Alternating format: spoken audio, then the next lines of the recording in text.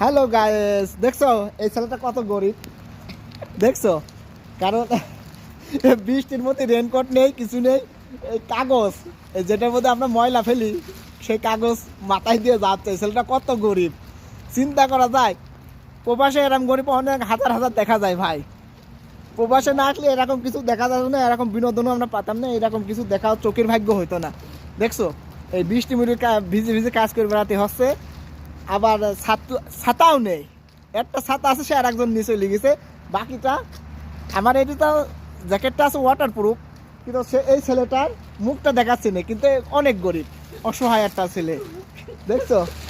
এই দেখে একটু মুখটা খোলো দিন, এই ছেলে, এই ছেলে, এই মুখটা খোলো। দেখছো বন্ধুরা, এটা হচ্ছে আমাদের লাইফ। এই লাইফে আমরা এনজয় করছি বৃষ্টির মধ্যে, মানে কাজ নিয়ে এনজয় করছি। একটা কথা কমেন্টসে জানাইও।